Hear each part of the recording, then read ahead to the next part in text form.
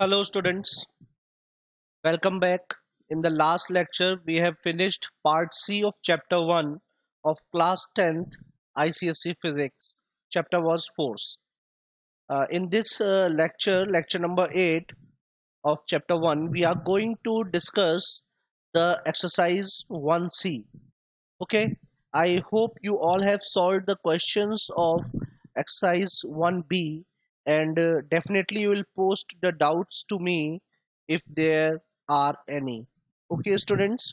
So now let's begin with this exercise. The first question here says, explain the meaning of uniform circular motion. Why is such motion said to be accelerated? Students, ये मैंने आपको बताया था कि uniform circular motion क्या होती है। जब कोई बॉडी किसी सर्कुलर पाथ पर चलती है, जिससे कि ये बताया था आपको कि अगर कोई बॉडी है जो इस सर्कुलर पाथ पर चल रही है, सपोज कीजिए कोई बॉडी पी है जो इस सर्कुलर पाथ पर चल रही है, और कंडीशन क्या है उसकी कि उसकी जो स्पीड है वो कांस्टेंट है। ठीक है, स्पीड कांस्टेंट है लेकिन वेलोसिटी वेरिएबल है। तो ऐसी मोशन को हम क्या कहते हैं? Such a motion is called uniform circular motion. बताया था स्टूडेंट्स आपको मैंने। और ये मोशन एक्सेलरेटेड क्यों है? Definitely we can see here that velocity is variable, v vector is variable, and therefore the rate of change of velocity will cause the acceleration to take place there. and अगर acceleration हो रहा है किसी body में, तो वो body कैसी होती है? वो बॉडी जो होती है that is accelerated body, and such a motion is called accelerated motion. ठीक है, तो यहाँ पर a जो होगा वो प्रेजेंट होगा, क्योंकि a जो होता है वो rate of change of velocity के इक्वल होता है। I hope this point is clear. तो आप इसका आंसर क्या लिखेंगे? एक तो यूनिफॉर्म सर्कुलर मोशन क्या होती है, आप डेफिनेशन अभी मैंने आपको एक्सप्लेन की, you will see it there in the last lecture. And the second thing that you will write here is that the motion is accelerated because velocity changes at every point, although its speed remains constant throughout. Okay, students, now let's move to the second question. What does it say? Draw a neat labeled diagram for a particle moving in a circular path with constant speed. In your diagram, show the direction of velocity at any instant. Students, diagram तो ये रहा हमारे पास, यहाँ हमने बना ही लिया है। Direction of velocity at any instant दिखानी है, तो क्या बताया था? टेंजेंट ड्रॉ कर देते हैं, and that tangent shows the direction of velocity. So ये आपका डायग्राम, कंप्लीट डायग्राम है ये वाला, for the answer of the second question. Now third one से ask, is it possible to have an accelerated motion with a constant speed? Name such a motion. अभी अभी हमने देखा, yes it is possible, and such a motion is called uniform circular motion. The answer is also here. Give an example of motion in which speed remains constant but velocity changes. Again the answer is same, uniform circular motion. A uniform circular motion is an accelerated motion. Explain it. अभी हमने explain कर ही दिया इस बात को कि क्यों है ये सर्कुलर, क्योंकि हर पॉइंट पर डायरेक्शन ऑफ मोशन और वेलोसिटी चेंज हो रही है लेकिन स्पीड कांस्टेंट है। Next is state whether the acceleration is uniform और वेरिएबल। अब ये बात आती है कि एक्सेलरेशन जो यहाँ पर है वो यूनिफॉर्म है कि एक्सेलरेटेड है। तो अब आप ये इस बात को आप देखेंगे वहां जाकर कि क्या ये यूनिफॉर्म था या ये जो एक्सेलरेशन था ये वेरिएबल था। वैसे मेरे हिसाब से जो एक्सेलरेशन है वो कैसा होना चाहिए? वेरिएबल एक्सेलरेशन होगा। Okay students, but you will go in that section जहां पर सेंट्रीपिटल फोर्स डिस्कस किया था, और वहां आप रीड करेंगे, और if you will find any doubt there you can ask me back. Okay, now name the force responsible to cause this acceleration. कौन सा फोर्स था? Centripetal force. What is the direction of it? at any instant, this force is always directed towards the center of the circle or circular path. Draw a diagram to support your answer. Draw कर दो भैया diagram. वैसे तो draw करवाया भी था उस दिन, बट फिर से एक बार यहाँ ड्रॉ करके दिखा दो। ये एक सर्किल हो गया, ये सेंटर हो गया। अब इस पॉइंट पर अगर आप फोर्स देखें, तो at this point force will be acting towards the centre like this. At this point it will be acting like this and like this. Clear students? So this is the diagram. Differentiate between uniform linear motion uniform circular motion, ये आपको last lecture में बताया था. Uniform linear motion is unaccelerated motion moving on a straight line path, body moving on a straight line path.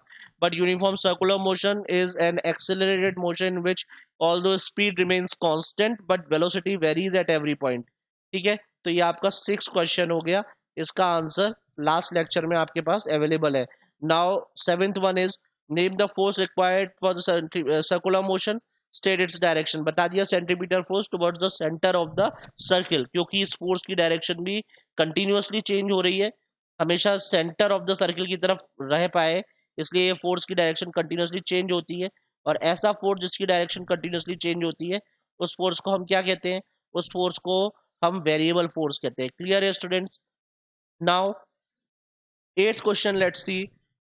What is centripetal force? The force which is responsible for the motion, for the circular motion, and is always directed towards the center of the circular path is called centripetal force. Answer ये रहा, आपको बता ही दिया question का ये answer. Last lecture में discuss भी किया है, वहाँ डेफिनेशन भी डिस्कस की है, इवन फॉर्मूला भी बताया है. You remember formula?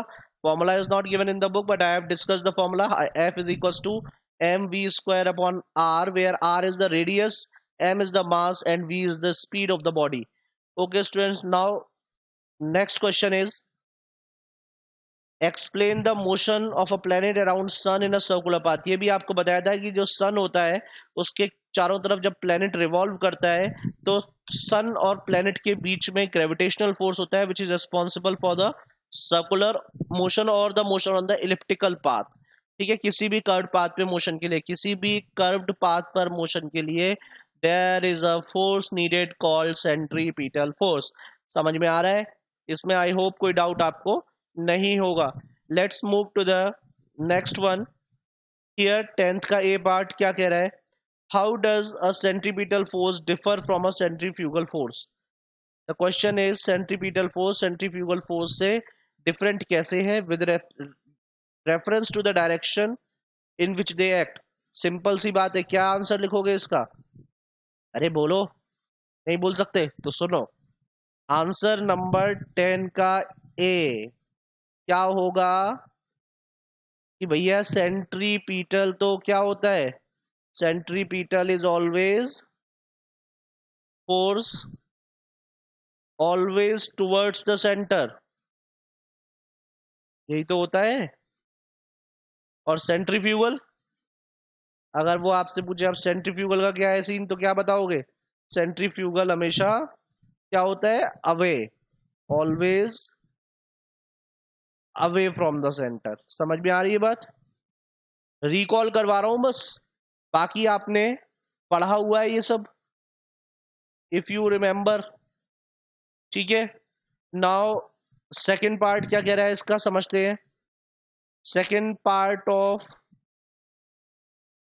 10th question, look at it. B part, is centrifugal force the force of reaction of the centripetal force? Answer is, what should be the answer? No. Reason क्या था इसका? क्योंकि अगर centrifugal force एक reaction force होता तो वो उसी बॉडी पर एक्ट नहीं करता जिस पर सेंट्रीपिटल फोर्स एक्ट करता है, क्योंकि action and reaction do not act on the same body. Action acts on one body and reaction acts on the other body. But here both the forces centripetal and centrifugal are acting on the body moving on a circular path, so centrifugal force is not the reaction force. Next question देखते हैं. Compare the magnitudes of centripetal and centrifugal force. वाह वाह, क्या question है. उस दिन तुम लोगों को क्या बताया था कि चाहे एफ सेंट्रीपिटल हो उसका फॉर्मूला भी M V square upon R होता है, और एफ सेंट्रीफ्यूगल को हम एफ डैश से शो कर लें उसका फॉर्मूला भी M V square upon R होता है. तो भैया दोनों के फॉर्मूले सेम है, तो अगर मैं यहाँ पर दोनों कंपेयर करने के लिए डिवाइड दे दूं तो एफ अपॉन एफ डैश क्या हो जाएगा? इससे ये कटक कटक कट कट गया. अरे कटा कि नहीं कटा? और जब कट्टा पिट्टी होगी तो आंसर क्या आएगा? 1:1.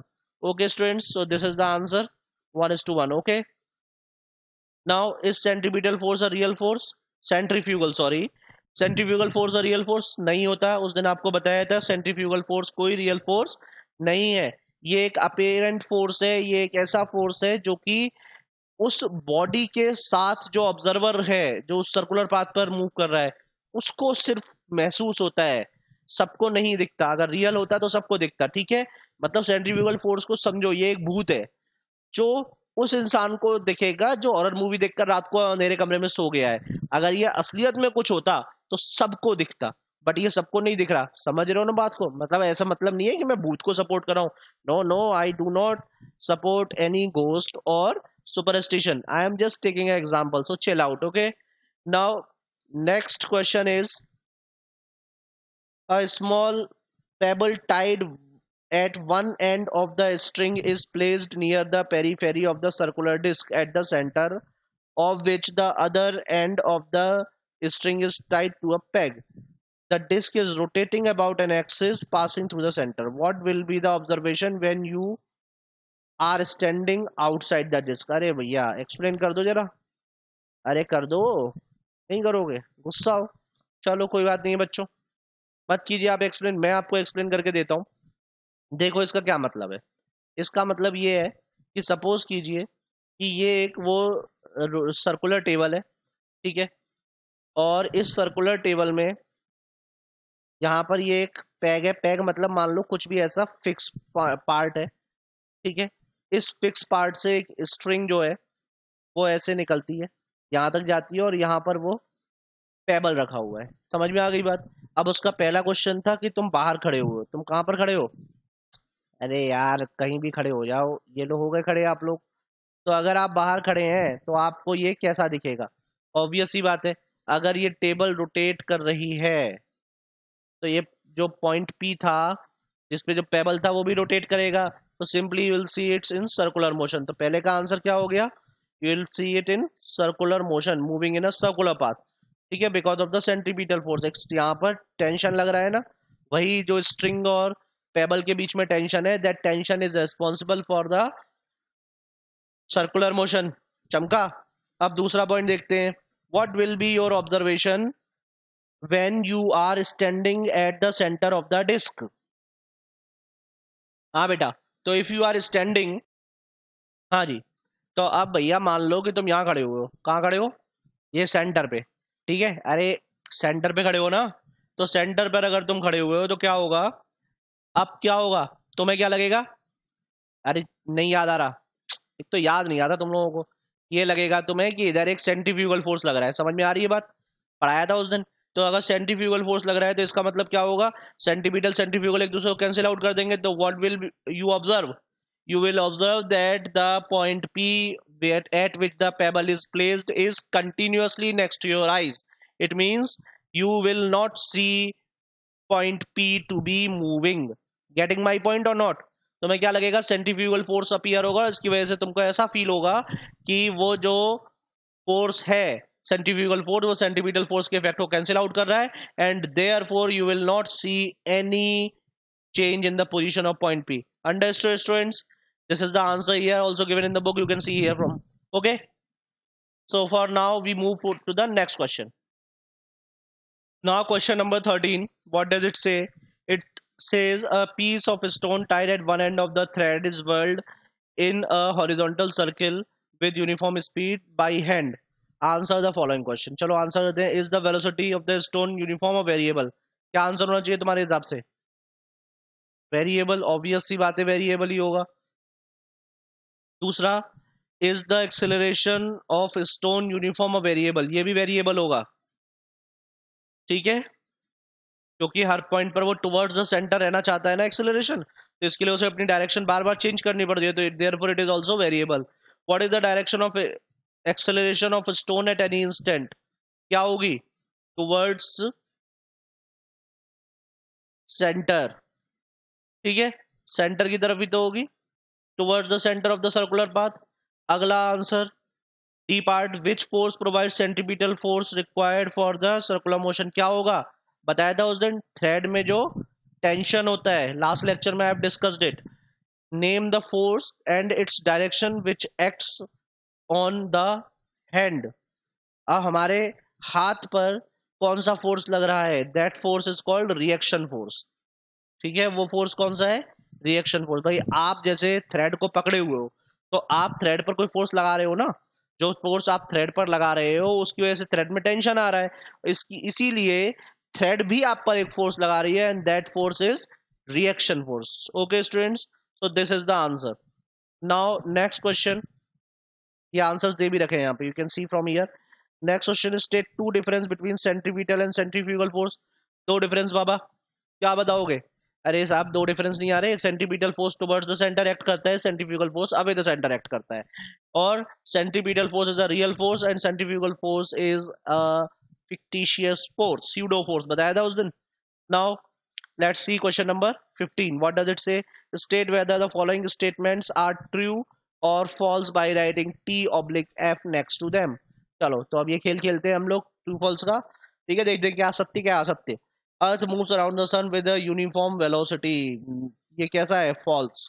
ठीक है, फॉल्स होगा क्योंकि अर्थ मोशन करती है इलिप्टिकल पाथ पर, या आप सर्कुलर मान लो तो सर्कुलर पाथ पर, और सर्कुलर पाथ या इलिप्टिकल पाथ पर वेलोसिटी क्या होती है, वेरिएबल होती है, वो यूनिफॉर्म नहीं होती। The motion of the moon around the earth in a circular path is accelerated motion, ये कैसा है, ट्रू है, बिल्कुल सत्य बात है, क्योंकि कोई भी सैटेलाइट प्लेनेट के अराउंड घूमे या प्लेनेट सन के अराउंड घूमे, ये सारी मोशन जो होती है कैसी होती है, एक्सेलरेटेड, क्योंकि इनमें वेलोसिटी वेरिएबल है, इसलिए एक्सेलरेशन आ जाता है जो टुवर्ड्स द सेंटर एक्ट करता है, इसको सेंट्रीपिटल एक्सेलरेशन कहते हैं।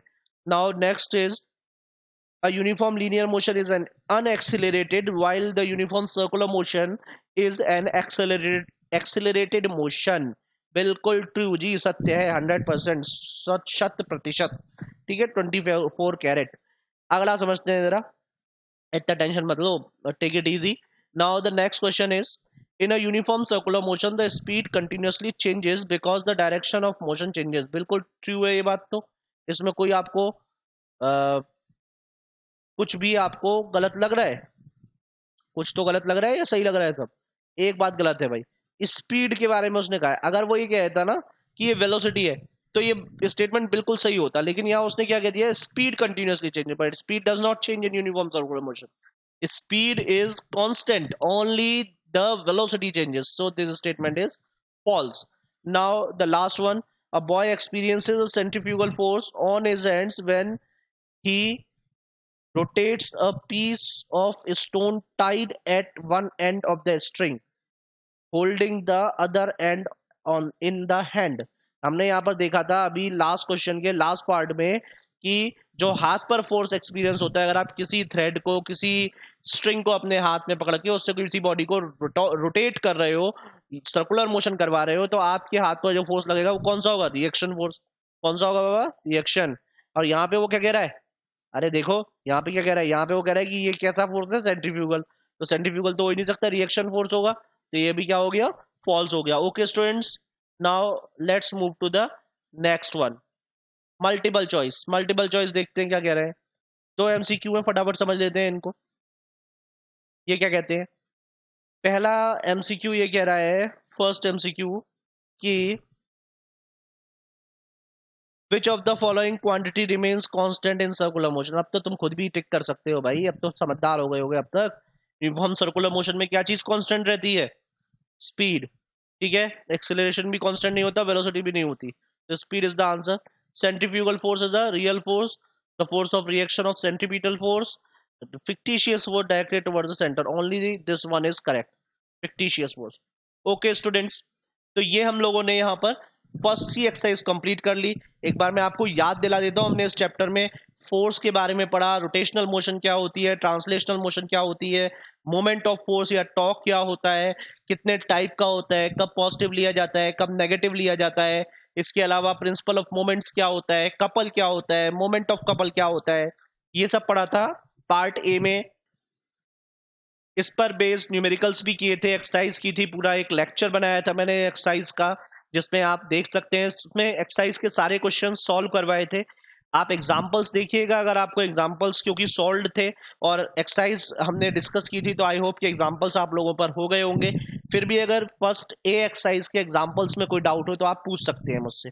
नाउ उसके बाद फिर हम सेकंड पार्ट में आए थे, वहां हमने ग्रेविटी समझाता है, सेंटर ऑफ ग्रेविटी समझाता, और ये समझा था कि बॉडी का सेंटर ऑफ ग्रेविटी कैसे फाइंड आउट किया जाता है, कुछ के आपको लर्न करने को भी दिए थे, आई होप कि आपने लर्न कर लिए होंगे।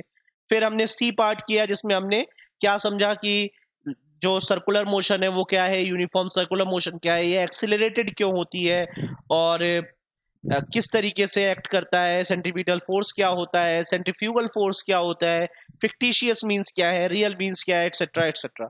So in this chapter we have covered all the topics from your favorite book Selena. uh, क्योंकि आपकी बोर्ड क्लासेस हैं तो ऑब्वियस सी बात है कि आपको सारे क्वेश्चंस के आंसर्स ऑलमोस्ट आने चाहिए. आपको ये समझ में आना चाहिए कि physics is a thing of understanding. आपको इसे समझना है बच्चों. आप इसे रटने की कोशिश करेंगे तो somewhere you will feel little failure. You have to pay attention on how to understand the subject. Enjoy it, celebrate it like a festival. आप ये समझे कि जो भी आप यहाँ पर सीख रहे हैं वो एक्चुअली सिर्फ इसलिए नहीं सीख रहे क्योंकि आपको बोर्ड का एग्जाम लिखना है. You are learning it just because you want to know about it. Science is really very awesome thing. So when you get the chance to study it with the full concentration students. Okay. हमने यहाँ आज के lecture number 8 में जो first सी exercise थी which was the last exercise of the chapter, इसको यहाँ finish कर लिया है. आई होप कि आप लोगों को कोई डाउट नहीं होगा. फिर भी अगर आप लोगों के पास कोई डाउट होते हैं you should feel free to ask your doubts. ठीक है.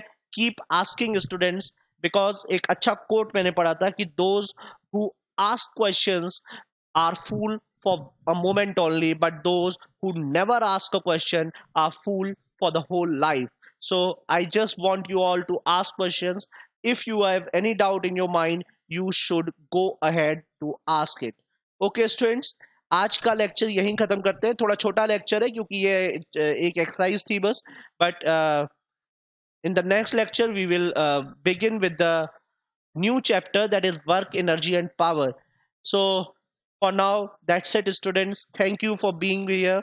You all are very good. I hope you will continue to study in the same manner with same enthusiasm. Thank you students.